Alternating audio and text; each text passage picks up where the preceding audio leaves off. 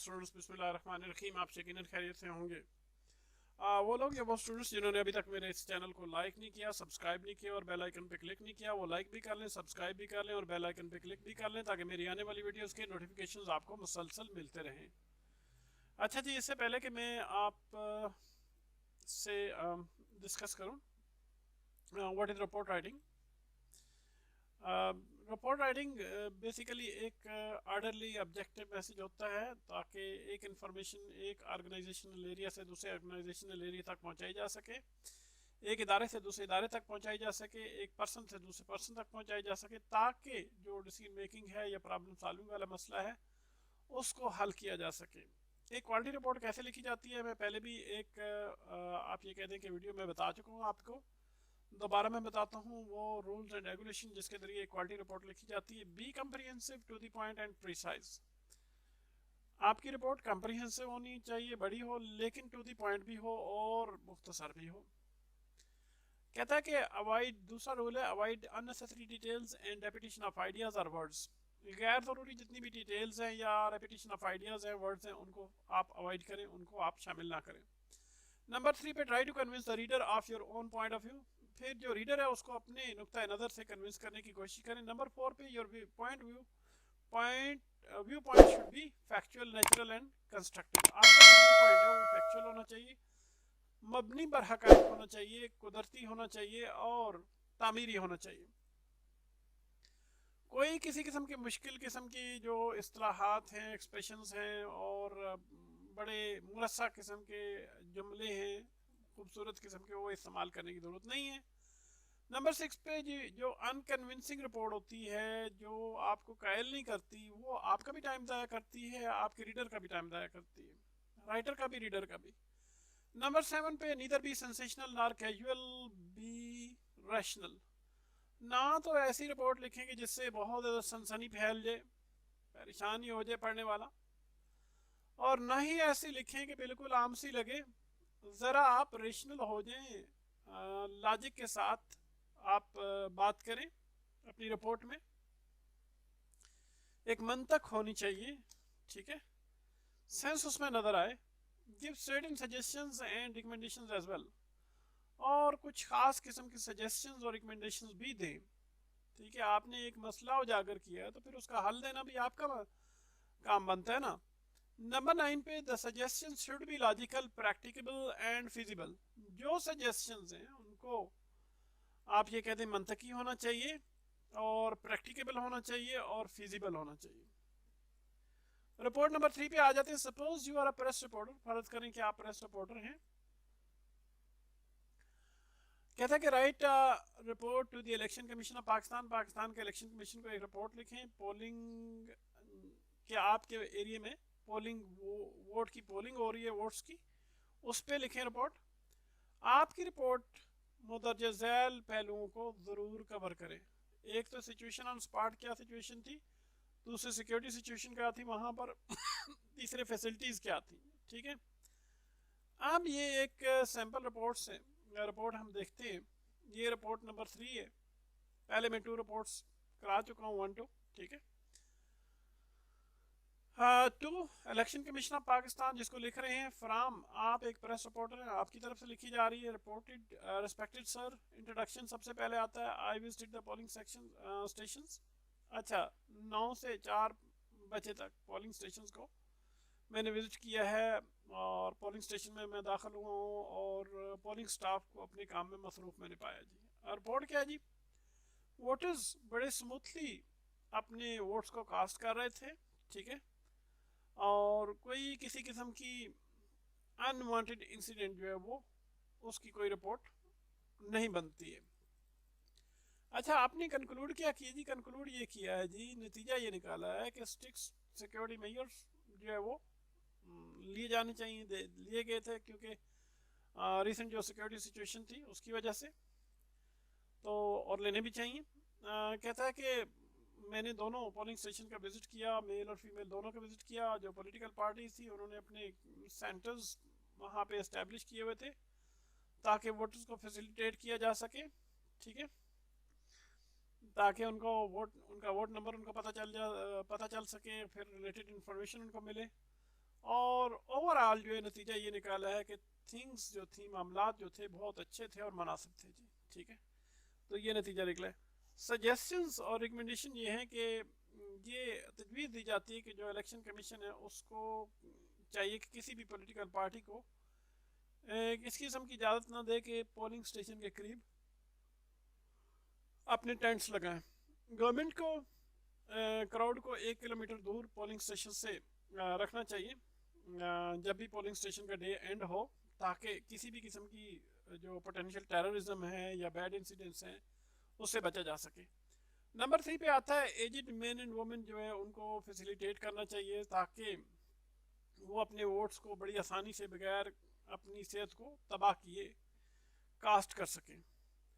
Number 4 पे strict disciplinary measures, आप ये कहते हैं डिसिप्लिन जो है कि इकदाम सख्त किस्म के किए जाने चाहिए, उन पर अमल पैरा होना चाहिए ताकि जो फेक पोलिंग है उससे वो ना हो। ठीक है, जाली किस्म की पोलिंग ना हो सके। ठीक है, आगे नीचे सिग्नेचर आ जाते हैं, फिर आपका XYZ नाम आ जाता है जी। अब रिपोर्ट नंबर 4 को डिस्कस करते हैं। एक और रिपोर्ट है जी, सैम्पल रिपोर्ट्स है, ये मैं डिस्कस कर रहा हूँ ताकि आपको ज़्यादा से ज़्यादा प्रैक्टिस का मौका मिल सके। कहता जी, suppose you are an SHO, the SSP, Senior Superintendent Police, has issued you the instructions to submit report on issue of kidnapping। तो फ़र्ज़ करें कि आप SHO हैं, ठीक है, और जो आपका SP है उसने आपको इंस्ट्रक्शन दिए कि आपको जो है कि किडनैपिंग के इशू पर आप जो है एक रिपोर्ट बनाएं जिसमें ये पहलू जो है कवर होने चाहिए। Increase in number of kidnapping cases to situation country causes of kidnapping. ठीक है जी, अगवा की वजूहात क्या क्या हैं। सीनियर सुपरिटेंडेंट पुलिस उसको लिखना है आपने। आप जो SHO से मुराद होती है स्टेशन हाउस ऑफिसर। ठीक है जी, अच्छा जी, आगे रिस्पेक्टेड सर होगा, कामा होगा, फिर उसके बाद इंट्रोडक्शन आ जाएगा। तो ये आपके लेटर नंबर दिस ये मैं 11/30/24 डेटेड 3 को दिसंबर को आपको लेटर जो है लिखा गया था, और उसके जवाब में आप जो है वो फिर आप एक रिपोर्ट तैयार करें। और ये याद रखिएगा कि ये डेट आज की डेट से पहले की डेट 2-3 हफ्ते पहले की डेट होनी चाहिए। ठीक, क्योंकि 2-3 हफ्ते पहले ही लेटर आया था, फिर उसके बाद आपने मेहनत की, हिम्मत की, रिपोर्ट तैयार की। फिर कहता है कि मैंने बहुत बड़े लेवल पे मैंने जाके रिसर्च की है और इस इशू पे, और जर्नल्स को स्टडी किया, न्यूज़पेपर्स को स्टडी किया, मैगजीन्स को, और लोगों को भी इफेक्टेड एरियाज में मिला हूँ, और मेरी जो फाइंडिंग्स हैं वो बड़ी अलार्मिंग किस्म की हैं। रिपोर्ट क्या है जी, किडनैपिंग के एरियाज जो हैं, किडनैपिंग के जो केसेस हैं एरिया में, वो बड़ी तेज़ी से दिन ब दिन बढ़ रहे हैं और लोग बहुत ज़्यादा परेशान हैं, और एक आप ये कह दें कि खौफ की फ़िज़ा जो है वो पूरे इलाके में, पूरे मुल्क में जो है वो ऑब्ज़र्व की गई है, और बड़ा मुश्किल हो गया लोगों के लिए अपने कारोबार को आप ये कह दें कि बड़े हमवार अंदाज में अपने कारोबार को जारी रखना। कंक्लूजन क्या निकाला, नतीजा क्या निकाला जी, जितने भी इसका नतीजा ये निकला है कि इतनी ज़्यादा जो इवेंट्स हैं, वाक़यात हैं अगवा बराए तावान के, उसकी वजह से मुल्क में एक बेचैनी सी फैल गई। पुलिस तो एक बिल्कुल ही एक तमाशाई सी बन के रह गई।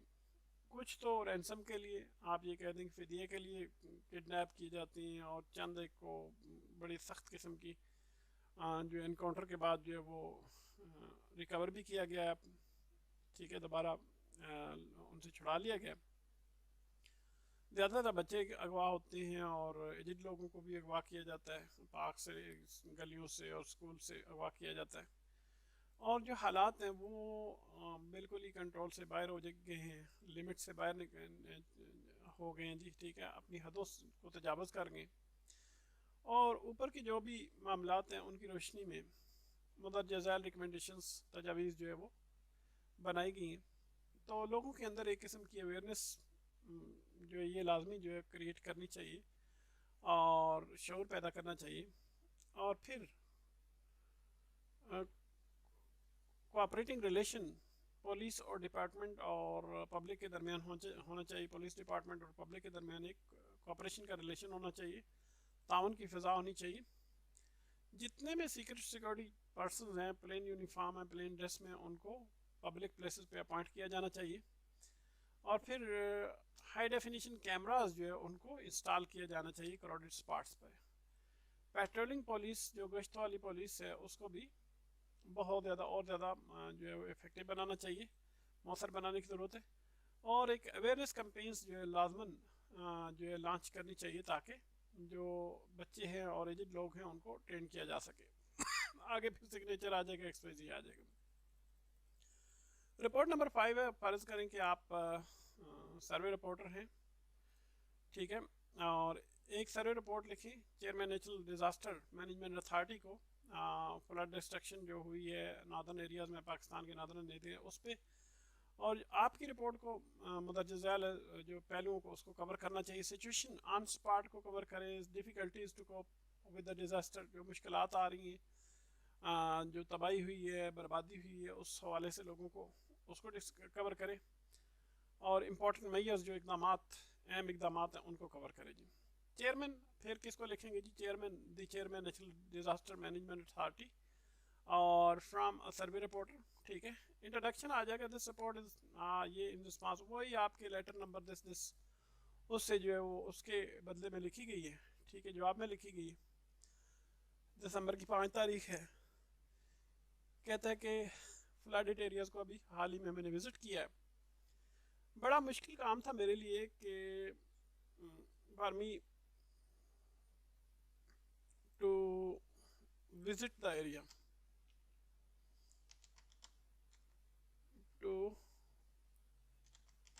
Visit the area by road. हाँ, बाई रोड मेरे लिए बड़ा मुश्किल था, नामुमकिन ही था तकरीबन, ठीक है। और रोड के ज़रिए एरिया को विज़िट करना, क्योंकि पानी पानी था हर तरफ। फिर एक हेलीकॉप्टर में मैंने जो वो उड़ान भरी और फिर आर्मी ऑफिशियल्स भी मेरे साथ थे, उनके साथ मैं गया। ये एक रेस्क्यू हेलीकॉप्टर था जो इस मकसद के लिए इसको लगाया गया था कि लोगों को रिलीफ, जो नॉर्दर्न एरियाज़ के जो लोग हैं उनको कोई थोड़ा बहुत रिलीफ मिल सके। रिपोर्ट क्या बनती है कि आलमोस्ट तकरीबन सारे का सारा एरिया जो था वो फ्लड वाटर के ज़ेर असर था, पानी सैलाबी पानी के ज़ेर असर था। जितने घर थे, बाजार थे, हर चीज़ जो है वो बिल्कुल ज़ीरो हो गई थी और कोई मज़ीद घर नहीं है रहने के लिए फ्लड के बाद, ठीक है जी। कंक्लूजन ये निकाला है कि कहते हैं कि अब मैंने ये नतीजा निकाला है कि लोगों ने वापस आना शुरू कर दिया, लेकिन वो एक बहुत वसी और आसमान के नीचे उनके पास फूड भी नहीं है, ठीक है, और कुछ भी नहीं है, और कोई चीज़ नहीं है। हेलीकॉप्टर ने फूड बैग्स जो है खुराक की थैलियाँ गिराई हैं और फिर कुछ इक्विपमेंट टेंट की इंस्टॉलेशन के लिए भी फेंका है। बहुत सारी रेस्क्यू टीम्स हैं और NGOs हैं वो इलाके में पहुंच गई हैं, लेकिन चूँकि सड़कों की तबाही की वजह से वो बहुत सारी मुश्किलात का सामना कर रही हैं।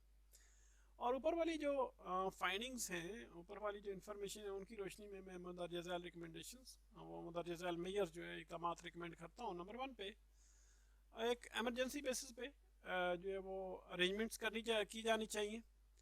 नंबर 2 पे relief camp should be founded, और एक रिलीफ कैंप बनाया जाना चाहिए, और फिर गवर्नमेंट को जो है वो स्पेशल फंड जो है इस मकसद के लिए एलोकेट करना चाहिए। नंबर 3 पे गवर्नमेंट को इतने ज़्यादा मुमकिन हद तक ज़रा इख्तियार करने चाहिए ताकि लोगों को इस नागहानी आफत से निकाला जा सके। फिर बहाली के जो अमल है उसको भी तेज़ किया जाना चाहिए, और जितनी भी मुमकिन हद तक इक़दाम उनको भी किया जाना चाहिए, ठीक है जी। और फिर एक शऊर का ये कैंपेन है, अवेयरनेस कैंपेन है, उसको भी चलाया जाना चाहिए ताकि लोगों को ट्रेन किया जा सके ताकि वो अपनी मदद आप भी कर सकें, और मज़ीद एक्शन के लिए रिपोर्ट आपको पेश की जाती है जी, ठीक है। आगे सिग्नेचर आ जाएगा, XYZ आ जाएगा। रिपोर्ट नंबर 6 पे आ जाते हैं। कहता है कि suppose you are an education officer, फर्ज करें कि आप एजुकेशन ऑफिसर हैं, सीनियर एजुकेशन ने आपसे कहा है कि आप एक रिपोर्ट जो रूरल एरियाज़ के स्कूल हैं और उनकी कंडीशन है उस पर लिखें, और फिर एक रिपोर्ट लिखें ताकि मुदर्रज झैल एस्पेक्ट्स को कवर किया जा सके।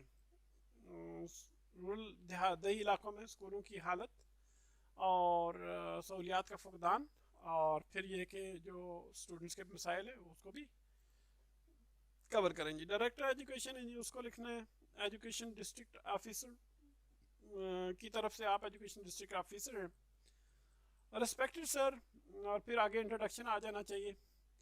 और आपके वही लेटर के जवाब में जो कि आपने जनवरी 2 को 2020 को लिखा था, ठीक है, या 2021 को आप, मैं कह देता हूँ, यूँ कर देते हैं, ठीक है, 2021 को लिखा था, ठीक है। I have visited the schools of rural areas, AREA, ठीक है, और जो XYZ एरिया है उसको विज़िट किया, उसके स्कूलों को विज़िट किया, जो एक छोटा सा विलेज है, ठीक है। और रिपोर्ट है जी कि ज़्यादातर लोग जो है गरीब हैं, लेकिन उनके पास उनको प्यास है, ठीक है, इल्म हासिल करने की, अपने जवानों को इल्म सिखाने की प्यास है, ठीक है। और 3 मिडिल स्कूल हैं और एक हाई स्कूल है इस एरिया में। जो स्कूलों की सूरत हाल है वो काफ़ी काबिल रहम है, कोई रूम्स नहीं है, फर्नीचर नहीं है, हत्ता के टीचर्स भी नहीं है, और हाई स्कूल में कोई किसी किस्म की साइंस लैब एग्जिस्ट नहीं करती हैं। स्टूडेंट्स जो है बहुत सारे मसाइल का सामना कर रहे हैं। इस सिचुएशन को देखते हुए मैं इस नतीजे पे पहुंचा हूँ कि जो गर्ल्स हैं वो ज़्यादा ही तकलीफ में हैं बनिस्बत बॉयज़ के। उनके सेपरेट स्कूल ही कोई नहीं है, उनमें से ज़्यादातर जो है वो एजुकेशन को मिडिल स्टैंडर्ड एग्जामिनेशन पास करने के बाद छोड़ ही देती हैं, तालीम को छोड़ देती हैं, और फिर इकदाम जो है वो उनको जंगी बुनियादों पर करने की ज़रूरत है, ताकि जो हमारे रूरल एरियाज़ की एजुकेशन है उसको ऊपर लाया जा सके, उसको जो मायार है उसका एजुकेशन का, तालीम का, उसको बुलंद किया जा सके। ऊपर की जो सिचुएशन है उसकी रोशनी में अबाउट सिचुएशन का कर सकते हैं, आप सिचुएशन कह दें, ऊपर की जो सिचुएशन सूरत हाल है उसकी रोशनी में मुदर्रज झैल जो है वो इकदाम जो है वो दिए गए हैं, मैं करता हूँ, या इकदाम रिकमेंड करता हूँ। जितने भी मिडिल स्कूल हैं इस एरिया में उनको अपग्रेड करके हाई स्कूल में तब्दील कर दिया जाना चाहिए। सेपरेट हाई स्कूल गर्ल्स के लिए खोले जाने चाहिए, और अच्छे तालीम याफ्ता टीचर्स को वहाँ पर उनकी अवेलेबिलिटी यकीनी बनाई जाए। साइंस लैब्स उनको स्कूलों में, तमाम स्कूलों में जो है वो इस्टेब्लिश किया जाना चाहिए, और एक अवेयरनेस कैंपेन्स जो है वो लॉन्च की जानी चाहिए, ताकि इतने ज़्यादा टीचर्स को ट्रेन किया जा सके, ताकि हम इतने ज़्यादा टीचर्स को ट्रेन किया जा सके कि हमारा जो स्टैंडर्ड ऑफ एजुकेशन है रूरल एरियाज़ में उसको अपलिफ्ट किया जा सके, उसका मायार जो है बुलंद किया जा सके। फिर वही सिग्नेचर आ जाएंगे, चलो मैं ये नीचे कर देता हूँ ताकि आपको समझ आ जाए, ठीक है, और फिर उसमें XYZ आ जाएगा, ठीक है, या इधर आपका नाम आ जाता है, लेकिन नाम तो लिखना नहीं होता, फिर XYZ लिखते होते हैं। फिर एक और रिपोर्ट है, suppose you are a journalist, फर्ज करें कि आप जर्नलिस्ट हैं, write a report on the role of media in our country, हमारे मुल्क में जो मीडिया का किरदार है उस पर एक रिपोर्ट लिखें। Write report to cover following aspects, मुदर्रज झैल एस्पेक्ट्स को कवर करने के लिए एक रिपोर्ट लिखें जी। Media as a powerful pillar, media बतौर एक ताकतवर पिलर के, ठीक है। लिमिट्स और रिस्ट्रिक्शंस क्या हैं जी, मीडिया की इमेज कंट्री का, उसको जो है वो कवर करना है, ठीक है, ये पॉइंट इसको कवर करना है। अच्छा जी, आप लिखेंगे, आप जो है ये एडिटर को लिखेंगे, एडिटर द ABC न्यूज़, और आप जर्नलिस्ट हैं, फ्राम अ जर्नलिस्ट, ठीक है। और इसके बाद रिस्पेक्टेड सारा आ जाएगा, फिर कामा आ जाएगा, इंट्रोडक्शन आ जाएगा, और फिर वही आपके उस लेटर नंबर के रिस्पांस में जो दिसंबर 5 2020 को आपने मुझे लिखा था, उसके रिस्पांस में मैं ये रिपोर्ट लिख रहा हूँ। पिछले कई सालों से जो मीडिया है ये एक इंतहाई ताकतवर तरीन किस्म का पिलर के तौर पे सामने आया है, स्टेट के पिलर के तौर पे। जितना भी प्रिंट मीडिया और इलेक्ट्रॉनिक मीडिया है वो एक बहुत ही बुनियादी किस्म का किरदार हमारी सोसाइटी में प्ले कर रहे हैं। अवेयरनेस जो है वो इस सोसाइटी के अंदर क्रिएट की जा रही है मीडिया के ज़रिए। रिपोर्ट में ये कहा गया कि देयर वाज अ टाइम, एक वक्त था कि जब लोगों को पता नहीं था अपने राइट्स के बारे में और उनका इस्तेसाल किया जाता था, लेकिन आज हत्ता कि एक बिल्कुल अनपढ़ किस्म का बंदा भी अपने हकूक़ के हवाले से बहुत कुछ जानता है, और क्या हो रहा है मुल्क के अंदर और दुनिया में क्या हो रहा है, ठीक है। और इस सिलसिले में मीडिया जो है वो बड़ा पॉजिटिव रहा है। कंक्लूजन ये निकाला है मैंने जी, कि जो रिज़ल्ट है जो वो निकाला है मैंने, वो ये है कि बड़ी इंपॉर्टेंट चीज़ है जिसको नोट किया जाना चाहिए कि मीडिया के पॉजिटिव रोल के साथ साथ कभी कभार मीडिया जो है वो लिमिट्स क्रॉस भी कर जाता है। हर दफ़ा मीडिया जो है वो बस ये जितनी भी नेगेटिव चीज़ें हैं उनको पिन पॉइंट करता रहता है, और लेकिन जो अच्छी चीज़ें हैं गवर्नमेंट की और ठीक है वो उनको अप्रिशिएट नहीं करता। इससे मुल्क का पूरी दुनिया के अंदर जो है वो हमारे मुल्क का पूरी दुनिया के अंदर एक बुरा इमेज बनता है। और ऊपर की जो पिक्चर है मीडिया की उसकी रोशनी में मैं मदरजा झैल जो है वो इक़दाम चाहता हूँ कि वो किए जाएं। तो ये हमारे जो मीडिया है उसकी एक कौमी फ़र्ज़ है कि वो एक आप मुस्बत किरदार अदा करें। मीडिया को मुल्क की खुशहाली और अच्छी साख के लिए काम करना चाहिए, क्योंकि मीडिया का बड़ा स्ट्रांग इम्पैक्ट होता है सोसाइटी पे। चनाचे इसको जो इखलाकियात के सयाक में ही देखा जाना चाहिए। मीडिया को स्मोकिंग करने वाले जितने भी कैरेक्टर्स हैं ड्रामों में उनको स्क्रीन पे बैन कर देना चाहिए, ताकि जो कि हमारी यूथ के लिए बड़ा डैमेजिंग है। और ये हमारे मीडिया की ड्यूटी है कि वो हमारे कल्चर को प्रमोट करे, ना कि किसी फॉरेन कल्चर को। यहाँ पे फिर सिग्नेचर आपका नाम की जगह फिर XYZ आ जाएगा। अच्छा, एक और है जी इसी तरह रिपोर्ट नंबर 8 में कह रहा हूँ जी, suppose you are inspector price control authority.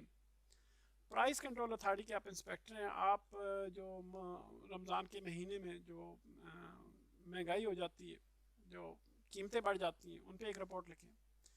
और आपकी रिपोर्ट को मतलब जज़ाल पॉइंट्स को कवर करना चाहिए। जो मेजर बिजनेस सेंटर्स हैं उनकी सिचुएशन को उनकी सूरत हाल को लिखेंगे। जो और चार्जिंग का जो इशू है, बहुत ज़्यादा पैसे जो चार्ज किए जाते हैं कस्टमर से, उसको कवर करें। और लोगों की क्या तकलीफ़ है उसको भी कवर करें जी, ठीक है। अच्छा, डायरेक्टर फिर उसको किसको लिखेंगे जी? डायरेक्टर प्राइस कंट्रोल अथॉरिटी को। फराम किसकी तरफ से? आप इंस्पेक्टर प्राइस कंट्रोल अथॉरिटी हैं। रेस्पेक्टेड सर, इंट्रोडक्शन आ जाएगा। फिर उसके बाद आपने हेडिंग्स याद रखनी है, ये हेडिंग ज़रूर लिखनी है जी, ठीक है। इससे रिपोर्ट बड़ी प्यारी हो जाती है।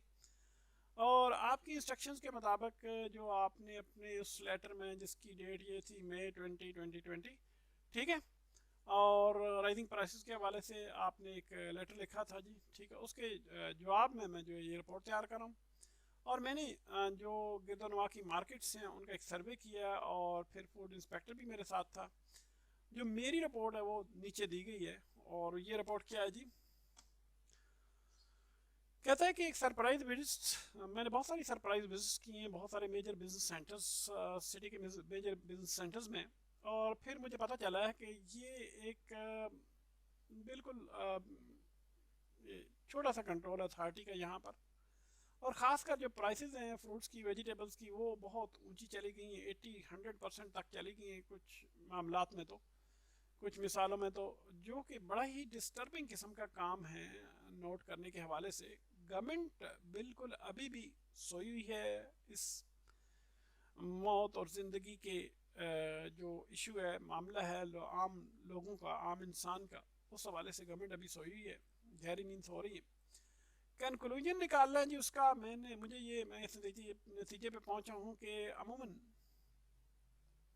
ये होता है कि ख़ासकर दोपहर के वक्त जब हर बंदा बड़ी तेज़ी में होता है, चूँकि उसने रोज़ा रखा होता है, और इस किस्म के हालात में, रश के मामलात में, जो शॉपकीपर हैं वो बहुत ज़्यादा कस्टमर से और चार्ज करते हैं, बहुत ज़्यादा पैसे ले लेते हैं।